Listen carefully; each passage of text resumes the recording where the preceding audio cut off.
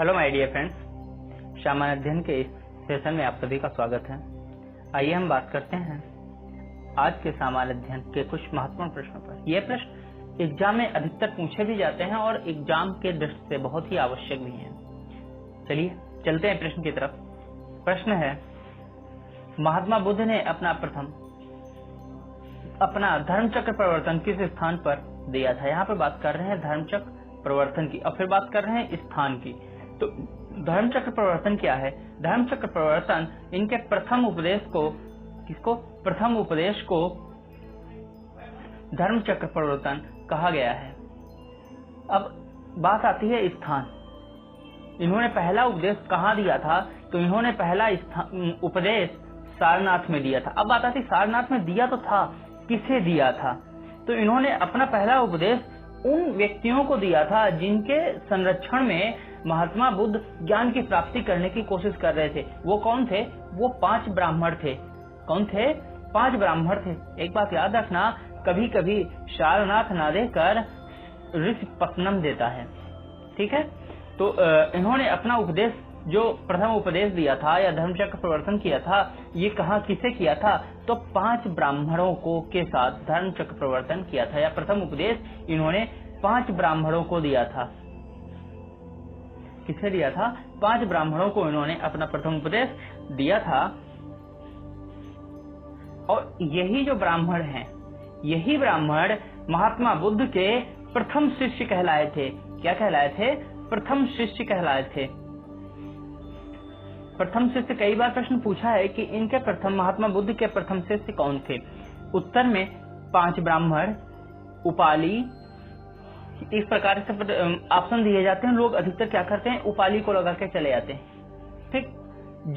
और आनंद, और कई बार आनंद को लगा देते हैं। क्यों? इसके पीछे कारण यह है कि 5 ब्राह्मण हैं, ठीक। इनको शिष्य के रूप में ना समझकर वो इनको इनके सहयोगी के रूप में समझते हैं। और जो आनंद थे, आनंद महात्मा बुद्ध के अत्यंत करीबी शिष्यों में से एक थे। याद रहे कि अगर ये आ रहा है कि महात्मा बुद्ध के सबसे प्रिय शिष्य कौन था, तो होगा आनंद। लेकिन अगर प्रथम शिष्य की बात की जाए तो प्रथम शिष्य 5 ब्राह्मण थे, क्योंकि इन्होंने सबसे पहले प्रथम उपदेश ग्रहण किया था। अब बात करते हैं महात्मा बुद्ध की। महात्मा बुद्ध को 35 वर्ष की आयु में इनको ज्ञान की प्राप्ति हुई थी। अब ज्ञान की प्राप्ति कहाँ हुई थी? स्थान देखो, फिर यहीं पर आ गया कि स्थान क्या था?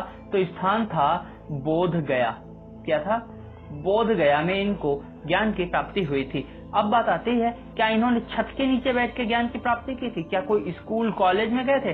तब स्कूल कॉलेज कहाँ होते थे यार। इनको ज्ञान की प्राप्ति हुई थी, वो था पीपल। कौन सा वृक्ष था? पीपल। अब पीपल भी बहुत बार पूछा जाता है कि महात्मा बुद्ध को किस वृक्ष के नीचे ज्ञान की प्राप्ति हुई थी, तो उत्तर में होगा पीपल। किस स्थान पर हुई थी? उत्तर होगा बोध गया। नदी कौन सी थी? किस नदी के तट पर हुआ था? तो उसका उत्तर है निरंजना। निरंजना नदी के तट पर पीपल वृक्ष के नीचे बोध गया में महात्मा बुद्ध को ज्ञान की प्राप्ति हुई थी। आयु 35 वर्ष थी। एक चीज याद रखना कि जो इन्होंने अपना प्रथम उपदेश दिया था या धर्मचक्र प्रवर्तन जो यहाँ शुरू हुआ था या किया था, वो सारनाथ, उसका दूसरा नाम ऋषिपत्तनम है। सारनाथ ना देकर अगर ऋषिपत्तनम दे दे तो आप लोगों को कंफ्यूज नहीं होना है। चलते हैं अगले प्रश्न की तरफ। प्रश्न है, किसी संस्कृत के वैज्ञानिक विवरण के अध्ययन को कहते हैं। अब यहाँ पर कह रहा है वैज्ञानिक विवरण के अध्ययन की बात हो रही है, तो यहाँ पर इसका उत्तर है एथनोलॉजी। सॉरी, यहाँ पर थोड़ा सा गलत हो गया, ये एथनोलॉजी नहीं है, ना होकर बल्कि ये इथनोलॉजी है। क्या है? इसे ई बना दो, ई, इथ, और इसे बना दो नो, इथनोलॉजी है। तो किसी संस्कृत के वैज्ञानिक विवरण के अध्ययन को क्या कहते हैं? वैज्ञानिक विवरण के अध्ययन को इथनोलॉजी कहते हैं। इथनोलॉजी के तहत जातियों, प्रजातियों, उनके पारस्परिक संबंधों तथा संस्कृत के वैज्ञानिक विवरण के अध्ययन को इथनोलॉजी कहते हैं। किन किन चीजों की? पहली जाति मतलब जातियों, उनकी प्रजातियों, उनके पारस्परिक संबंधों तथा उनके संस्कृत के अध्ययन को क्या कहते हैं? इथनोलॉजी कहा जाता है। जबकि इथनोग्राफी के तहत मानव जाति के क्षेत्रीय विभाजन का अध्ययन किया जाता है। इसके तहत क्षेत्रीय विभाजन, याद रहे कुछ कीवर्ड लिख रहा हूं, क्षेत्रीय विभाजन, मानव समाज के क्षेत्रीय विभाजन के तहत किसका अध्ययन किया जाता है? मतलब क्षेत्रीय विभाजन के तहत जो अध्ययन किया जाता है किसके तहत आता है? वो एथनोग्राफी के तहत आता है। थोड़ा सा यहाँ भी करेक्शन कर लीजिए, यहाँ भी ए ना होकर ई है, ठीक। इथनोग्राफी के तहत किया जाता है। क्या? मानव के क्षेत्रीय विभाजन का अध्ययन इथनोग्राफी के तहत किया जाता है। इथनोलॉजी के तहत क्या किया जाता है? जातियों, प्रजातियों, पारस्परिक संबंधों तथा संस्कृत के वैज्ञानिक अध्ययन को इथनोलॉजी के तहत किया जाता है। अब बात आती है एथिक्स की। एथिक्स में क्या होता है? एथिक्स में उनके नैतिक आचरण और कर्तव्यों का अध्ययन किया जाता है। किसका? नैतिक आचरण और उनके कर्तव्यों का अध्ययन किया जाता है। अब बात आती है इकोलॉजी क्या है? इकोलॉजी अर्थात पर्यावरण है। इकोलॉजी का तात्पर्य पर्यावरण से है। उनका जो पर्यावरण है उसके बारे में जो अध्ययन किया जाता है उसको इकोलॉजी कहते हैं। चलते हैं अगले प्रश्न की तरफ। मुगल प्रशासन में मदद-ए-मास इंगित करता है। उत्तर है विद्वानों को दी जाने वाली राजस्व मुक्त अनुदक भूमि। अर्थात जो विद्वान होते थे उनके यहाँ, जैसे नवरत्न वगैरह हम सुनते हैं ना, ठीक, अकबर वगैरह के काल में जो विद्वान होते थे उनको जो भूमि दी जाती थी उस पर किसी भी प्रकार का कर नहीं लिया जाता था। अब बात करते हैं कि जो ये क्या है? मदद-ए-मास है, मतलब इसके द्वारा ये मदद करते थे, मतलब अपने जो विद्वान थे उनकी मदद करते हैं। बात करते हैं मुगल प्रशासन की में जो व्यवस्था थी वो कैसे थी? राजस्व के स्रोत क्या थे? तो राजस्व के स्रोत थे भू राजस्व, चुंगी उपहार, मतलब भू राजस्व, चुंगी, उपहार, नमक पर कर या व्यक्ति कर था। कितने प्रकार के कर थे? भू राजस्व, चुंगी, उपहार, नमक पर कर, व्यक्ति पर कर, ठीक। अब इसमें सबसे अधिक क्या था? वो था भू राजस्व। कौन सा था? भू राजस्व। भू राजस्व सबसे महत्वपूर्ण था और इसी से सबसे अधिक इनकी आय होती थी। अब बात करते हैं मदद-ए-मास क्या केवल विद्वानों को दी जाती थी? जी नहीं, विद्वानों को तो दी जाती थी, इसके साथ साथ जो धार्मिक प्रवृत्ति के व्यक्ति होते थे उन धार्मिक व्यक्तियों को भी मदद-ए-मास के तहत भूमि दी जाती थी। इनमें कौन आता था? काजी वगैरह, क्योंकि काजी विद्वान भी होते थे, जज भी होते थे और धार्मिक कार्य भी करते थे। ऐसे व्यक्तियों को मदद-ए-मास के तहत भूमि दी जाती थी जो कि बिल्कुल राजस्व मुक्त होती थी। मदद-ए-मास को दूसरा एक नाम है, वो है मिल्क। मदद-ए-मास का दूसरा नाम क्या है? मिल्क है। अब हम बात करते हैं कि जो राजस्व, भू राजस्व वगैरह थी, इसको शुरू किसने किया था? तो मुगल काल में या मुगल शासकों में सर्वप्रथम अकबर ने ही भूमि तथा भूमि कर व्यवस्था को संगठित किया था। कौन था? अकबर।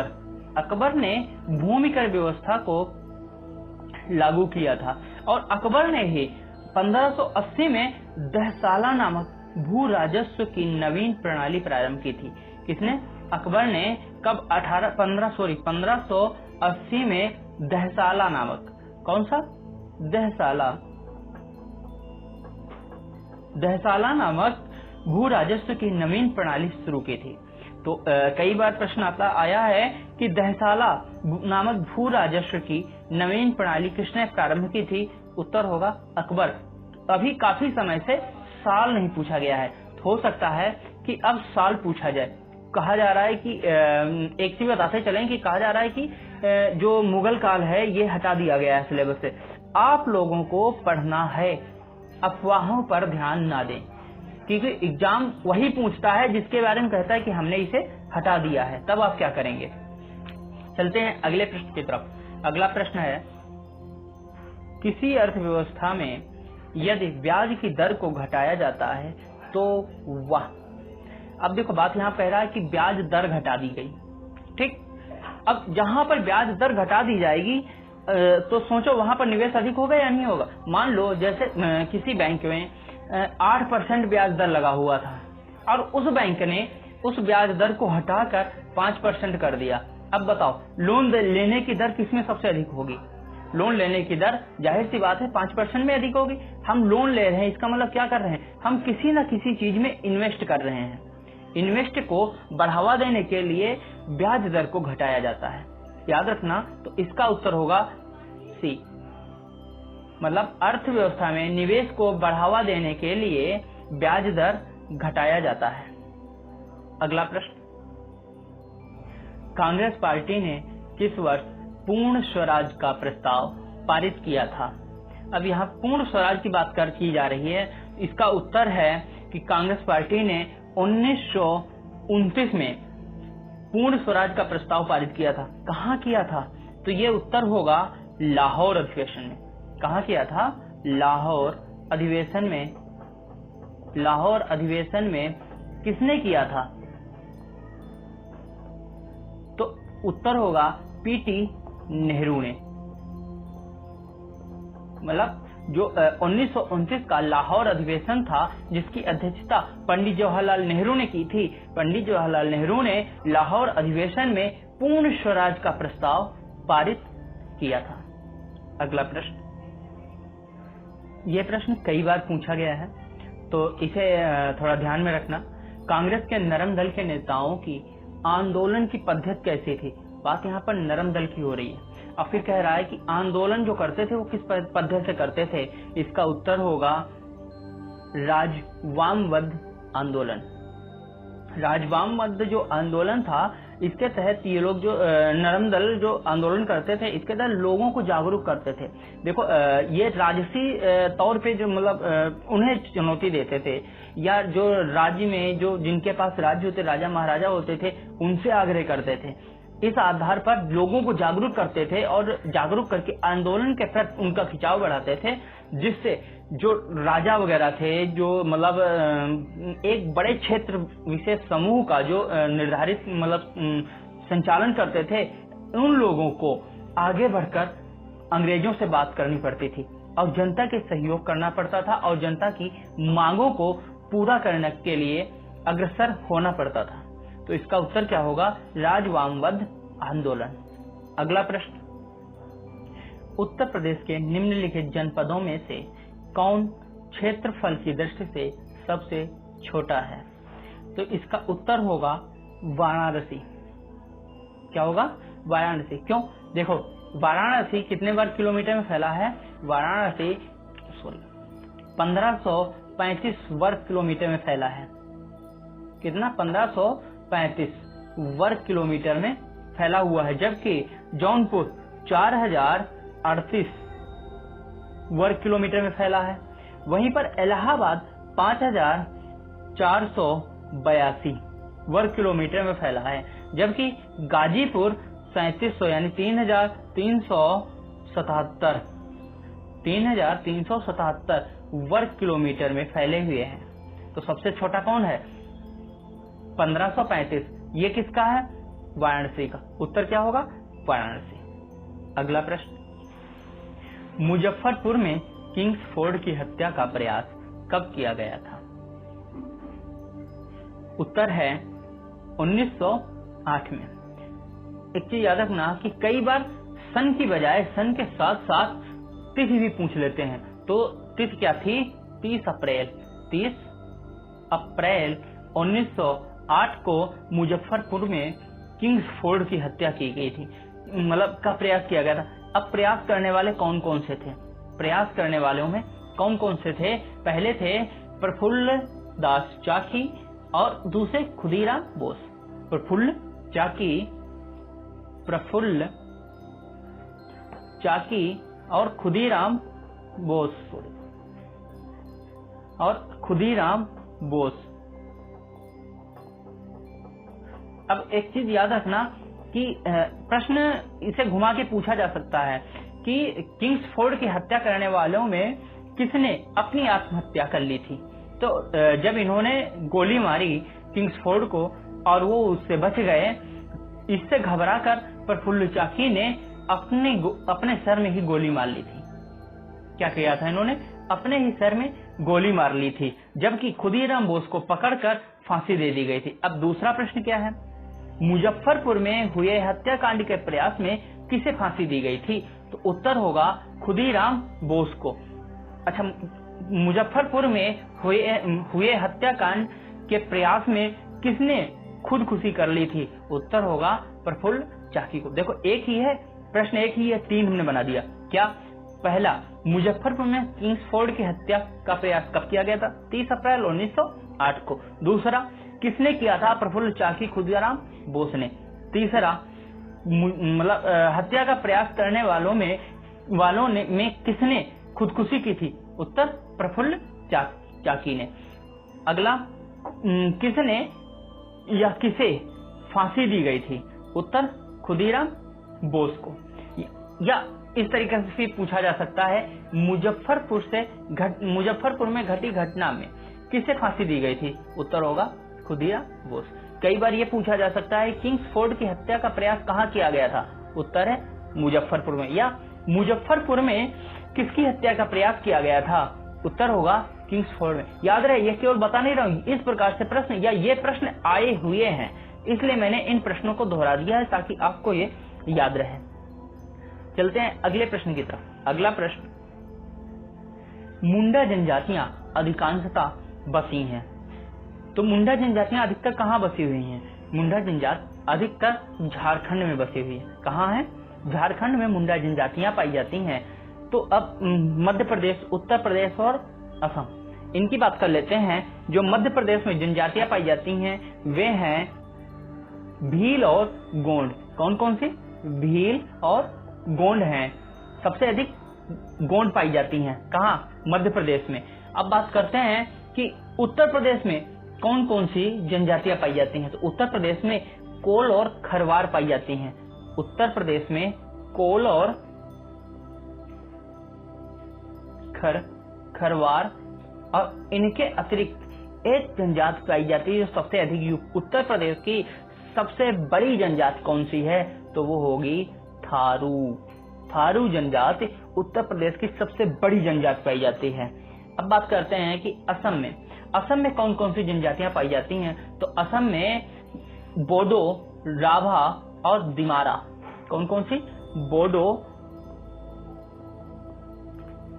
एक चीज याद रहे, जो बोडो है ये जो हमारे संविधान की 8वीं अनुसूची है या जो भाषा वाली सूची है उसमें बोडो को मान्यता दी गई। मतलब बोडो जनजाति को नहीं, बोडो भाषा को मान्यता दी गई। इससे पता चलता है कि असम में सबसे अधिक कौन सी जनजाति है?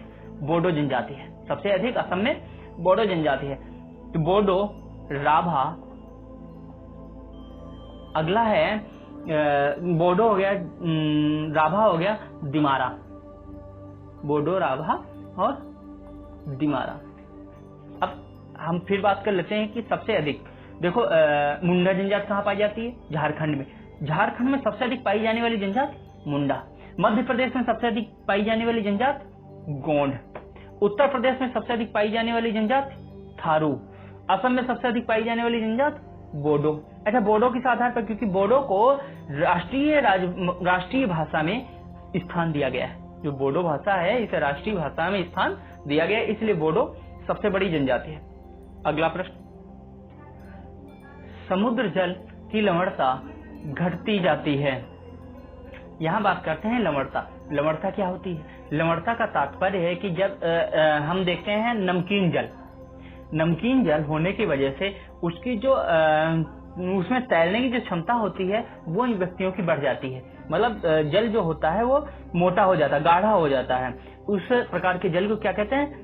लवणीय जल कहते हैं। अब समुद्र का जल हमेशा खारा होता है, तो वहाँ क्या हो गया? लवणता हो गई। अब लवणता क्या होती है? मतलब कितनी होती है? समुद्र में जो लवणता होती है 34 के लगभग होता है। 34 ग्राम पर लीटर समझ लो। 34 ग्राम पर लीटर होती है। मतलब 34 ग्राम लवणता पाई जाती है 1 लीटर के हिसाब से।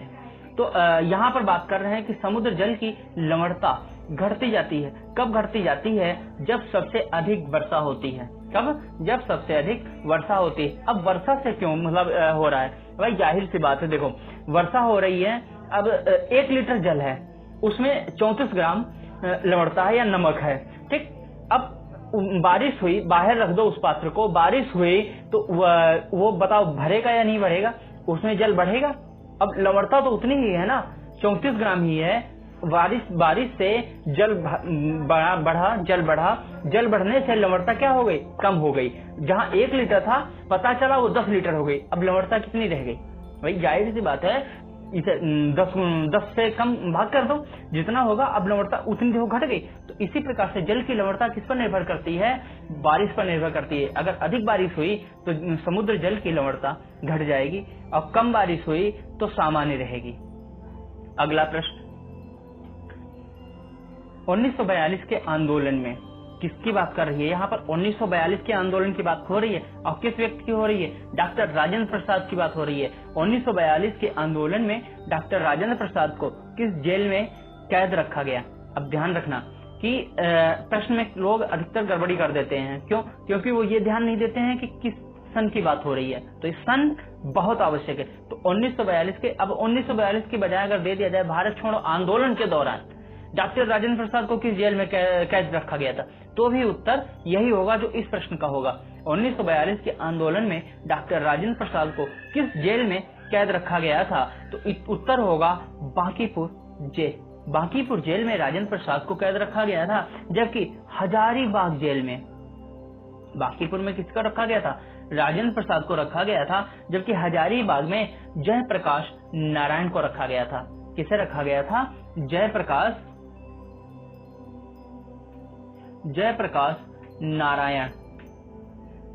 नारायण को रखा गया था। अब यहाँ पर ध्यान रखने वाली एक बात है, एक प्रश्न है कि किस स्वतंत्रता सेनानी ने भारत छोड़ो आंदोलन के दौरान जेल गए और उन्होंने जेल तोड़ के भागे? तो उत्तर होगा जयप्रकाश नारायण।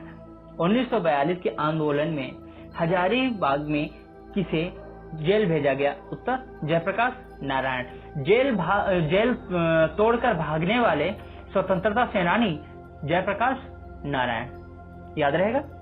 अगला प्रश्न, हुमायूं द्वारा लड़े गए 4 प्रमुख युद्धों का तिथि अनुसार सही क्रम अंकित करें। अब यहाँ पर तिथि क्रम पूछ रहा है, मतलब तिथि यहाँ पर तिथि मतलब सन से संबंधित है कि किस सन में कौन सा युद्ध लड़ा गया। अब आइए हम बात करते हैं सन की। तो चौसा कब लड़ा गया? चौसा युद्ध लड़ा गया हुमायूं 1500 में थे तो 1539। कब लड़ा गया? 1539 में चौसा लड़ा गया। देवरा का युद्ध 1532 में लड़ा गया। कब लड़ा गया? 1532 में लड़ा गया। अब कन्नौज का जो युद्ध था या बिलग्राम का युद्ध, देखो कन्नौज को कन्नौज अगर ना देकर बिलग्राम दे दें तो कंफ्यूज नहीं होना है। कन्नौज या बिलग्राम का युद्ध 1540 में लड़ा गया। कब लड़ा गया? 1540 में लड़ा गया। वहीं पर सरहिंद का युद्ध 1555 में लड़ा गया। कब लड़ा गया? 1555 में लड़ा गया। अब कह रहा है 4 प्रमुख युद्धों को तिथि अनुसार सही क्रम में अंकित करें। अब सबसे कम कौन है? 1532, उसके बाद 39, उसके बाद 40 और फिर 55। अब देखो देवरा का युद्ध, उसके बाद चौसा का युद्ध, देवरा का युद्ध, चौसा का युद्ध, कन्नौज या फिर बिलग्राम का युद्ध, फिर सरहिंद का युद्ध। 1532, 1539, 1540 और 1555। इसका उत्तर क्या होगा? मतलब जो तिथि अनुसार लड़े गए वो हो गए देवरा, चौसा, कन्नौज या बिलग्राम और सरहिंद। अगला प्रश्न है, भारत में सर्वाधिक अनुसूचित जाति जनसंख्या वाला प्रदेश कौन सा है? यहाँ पर सबसे अधिक की बात हो रही है, दूसरा अनुसूचित जाति जनसंख्या वाले प्रदेश की बात हो रही है। तो इसका उत्तर है उत्तर प्रदेश। उत्तर प्रदेश की कुल जनसंख्या का 20%, कितना? कुल जनसंख्या का 20% अनुसूचित जनजाति भारत में रहती है। अनुसूचित जाति भारत में मतलब उत्तर प्रदेश में रहती है, जबकि देश की कुल जनसंख्या, ये थी प्रदेश की जनसंख्या का 20% किसका, प्रदेश की संख्या का, यूपी की जनसंख्या का। ठीक, अब बात करते हैं देश की जनसंख्या का। तो देश की जनसंख्या का 16% कहाँ पाया जाता है, यूपी में पाया जाता है। ये हो गया पूरे भारत का, यानी पूरे देश यानी पूरे भारत की जनसंख्या का 16% अनुसूचित जाति कहाँ पाई जाती है, उत्तर प्रदेश में।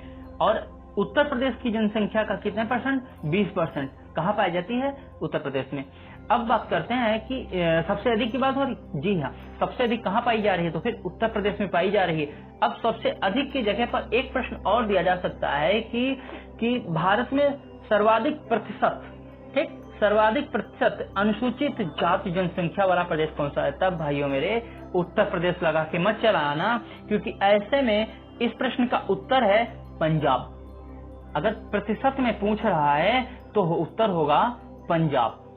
क्यों, पंजाब की कुल जनसंख्या का 31% या 32% समझ लो, 31.9%, अब तो 32% हो गया है। 32% जनसंख्या पाई जाती है किसकी, अनुसूचित जाति की। समझ में आ गया। सर्वाधिक अनुसूचित जाति कहाँ पाई जाती है, उत्तर प्रदेश में। कितनी, यूपी की जनसंख्या का 20%, जबकि देश की जनसंख्या का 16%। अब देश की जनसंख्या का मतलब पूरी जनसंख्या नहीं, पूरे देश में अनुसूचित जाति की जो जनसंख्या है उसका 16% केवल उत्तर प्रदेश में पाई जाती है। अब अगला प्रश्न ये है कि सबसे अधिक प्रतिशतता में अनुसूचित जाति जनसंख्या वाला प्रदेश कौन सा है, तो उत्तर होगा पंजाब। कितना है, 32%। अगला प्रश्न, भारत की 1/4 से अधिक नगरीय जनसंख्या किन 2 राज्यों में निवास करती है। देखो, नगरीय जनसंख्या पूरे देश की बात करते हैं तो पूरे देश में जो नगरीय जनसंख्या है वो है 33,71,06,125। कितनी है, 37,71,06,125। कितनी जनसंख्या है, मतलब यहाँ पर नगरीय जनसंख्या की बात हो रही है। कितनी नगरीय जनसंख्या है पूरे देश में, 37,71,06,125।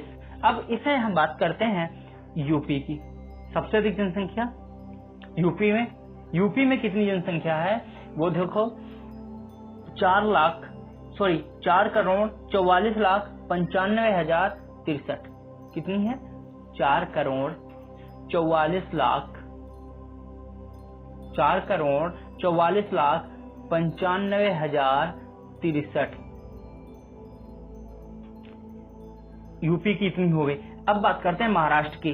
दूसरे स्थान पे आता है महाराष्ट्र की है 5,08,18,229। कितनी है, 5,08,18,259 नगरीय जनसंख्या की यहाँ पर बात हो रही है। अब देखो, इन्हीं दोनों की इतनी हो गई, मतलब इसकी 1/4 हो गई या नहीं हो गई, इसकी 1/4 हो गई। कितनी, 8,5,13, 1/4 से तो ज्यादा हो गई, क्योंकि 9 चौक 36 यानी 10 के आसपास होनी चाहिए, जबकि यहाँ पर 10 के आसपास ही पहुंच रही है। 9, 4, 5, 4, 9 और फिर इधर, यानी 1/4 से अधिक किसमें हो गई, उत्तर प्रदेश और महाराष्ट्र में। उत्तर कौन सा होगा। अगला प्रश्न, संसार में सर्वाधिक नगरीकृत देश है। अब यहाँ पर नगरीकृत की बात हो रही है कि पूरे संसार में नगरीकृत 52.1% लोग नगरीय क्षेत्रों में निवास करते हैं। पूरे संसार में कितने, 52.1% लोग नगरीय क्षेत्रों में निवास करते हैं। अब नगरीय क्षेत्रों में ये बात करते हैं। देखो, आप लोगों ने सुना होगा कि सिंगापुर सबसे अधिक बेहतरीन मतलब नगरीकृत सिटी है। ये तो जाहिर से हर एक बच्चे के जवान पे है, तो इसका उत्तर कौन सा होगा, मतलब सिंगापुर है। अब जैसे सिंगापुर, मोनाको, बरमूडा, नारू और हांगकांग, इन सभी में नागरिक संख्या सबसे अधिक है। नागरिक संख्या सबसे अधिक नहीं है, बल्कि पूरा जो ये द्वीप है, ये पूरे द्वीप नगरीकृत है। जाहिर सी बात, जब पूरा नगरीकृत है तो सभी कहाँ रह रहे हैं? नगरों में रह रहे हैं। क्योंकि इन सभी में मतलब सिंगापुर, मोनाको, बरमूडा, नारू और हांगकांग में सबसे अधिक जनसंख्या सिंगापुर में है, तो सबसे अधिक नगरीकृत देश कौन सा हुआ? सिंगापुर हुआ। अगला प्रश्न, एक उच्च न्यायालय का न्यायाधीश अपना त्याग पत्र किसको संबोधित करता है? अब उच्च न्यायालय तो राज्यों में होता है। कहाँ होता है? राज्यों में होता है। तो इसका न्यायाधीश अपना त्याग पत्र किसे प्रदान करेगा? क्या राज्यपाल को या राष्ट्रपति को? उत्तर होगा राष्ट्रपति को। आर्टिकल 217(1) के तहत 217(1) के तहत जो न्यायाधीश होता है अपना त्याग पत्र राष्ट्रपति को सौंपेगा। किसे सौंपेगा? राष्ट्रपति को सौंपेगा अपना त्याग पत्र। 217(1) के तहत प्रत्येक न्यायाधीश जो त्याग पत्र देना चाहता है, वो न्यायाधीश अपना इस्तीफा या अपना त्यागपत्र राष्ट्रपति को सौंपेगा। लेकिन याद रहे, ये केवल उच्च न्यायालय और सर्वोच्च न्यायालय पर लागू होता है, ना कि अधीनस्थ न्यायालयों पर। क्योंकि अधीनस्थ न्यायालय जो अपना त्यागपत्र देते हैं वो राज्य के राज्यपाल को देते हैं। ठीक, ये अधीनस्थ न्यायालय पर लागू होता है। अधीनस्थ न्यायालय कौन से होते हैं? वो न्यायालय जो जिलों में स्थित होते हैं। जैसे जिले का न्यायालय होता है, जिला न्यायालय को अधीनस्थ न्यायालय के रूप में देखा जाता है। तो अधीनस्थ न्यायालय या जिला न्यायालय के न्यायाधीश अपना त्यागपत्र किसे देते हैं? राज्यपाल को देते हैं। जबकि उच्च न्यायालय के न्यायाधीश अनुच्छेद 217(1) के तहत अपना त्यागपत्र राष्ट्रपति को देते हैं। अगला प्रश्न, भारतीय संविधान में कितनी भाषाएं क्षेत्रीय भाषाओं के रूप में मान्यता प्राप्त हैं? तो भारतीय भाषाओं कितने? 22 भाषाएं हैं। 22 भाषाएं, अनुसूची 8वीं। ठीक। अगला प्रश्न, यूरोप की एक पर्वत श्रृंखला है, ठीक तो है, पर्वत श्रृंखला है। यूरोप की जो पर्वत श्रृंखला है कौन सी है? जैसे भारत की हिमालय पर्वत श्रृंखला है, इस प्रकार से यूरोप की कौन सी पर्वत श्रृंखला है? उत्तर होगा आल्पस। आल्पस, या इसे कई बार अल्पस भी दे देते हैं, आ नहीं लगाते हैं, आ लगाते हैं, अल्पस कर देते हैं। जो अल्पस पर्वत श्रृंखला है, ये यूरोप की पर्वत श्रृंखला है। इसका सबसे बड़ा भाग कहाँ है? स्विट्जरलैंड में है। स्विट्जरलैंड में सबसे बड़ा भाग है किसका? अल्पस पर्वत का। याद है, ये अल्पस पर्वत सबसे बड़े भाग लिख रहे हैं कि सबसे बड़ा भाग स्विट्जरलैंड में है। अल्पस पर्वत एशिया और यूरोप को पृथक करता है। किसे पृथक करता है? एशिया और यूरोप को पृथक करता है।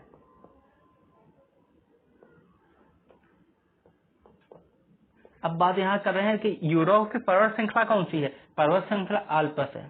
ठीक, सबसे अधिक किस देश में स्थित है? तो सबसे अधिक स्विट्जरलैंड में स्थित है। अल्पस पर्वत किससे पृथक करता है? तो अल्पस पर्वत एशिया और यूरोप को पृथक करता है। अगला प्रश्न, बहुउद्देशीय नदी घाटी योजनाओं को आधुनिक भारत के मंदिर किसने कहा था? उत्तर होगा पंडित जवाहरलाल नेहरू ने। पंडित जवाहरलाल नेहरू ने बहुउद्देशीय नदी घाटी योजनाओं को आधुनिक भारत का मंदिर कहा था। कई बार प्रश्न पूछा गया है और बार बार पूछा जा रहा है, बहुत ही महत्वपूर्ण प्रश्न है, याद रखें कि इसका उत्तर क्या होगा? पंडित जवाहरलाल नेहरू। अब आती है बात बहुउद्देशीय परियोजनाएं, ये आई कहां से? तो बहुउद्देशीय परियोजनाओं की जो अवधारणा है, ये भारत में अमेरिका की टेनेसी घाटी योजना से लिया गया है। कहां से? यूएसए के टेनेसी घाटी योजना से लिया गया है।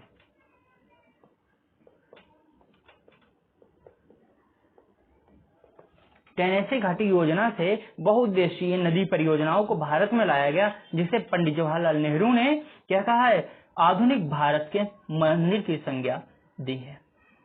आज का ये सेशन यहीं पर समाप्त होता है। अगर आपको आज का सेशन सही लगा हो और आपको लगा हो कि हम आपको समझाने में सफल हुए हैं, तो प्लीज लाइक, शेयर और सब्सक्राइब कीजिए। धन्यवाद।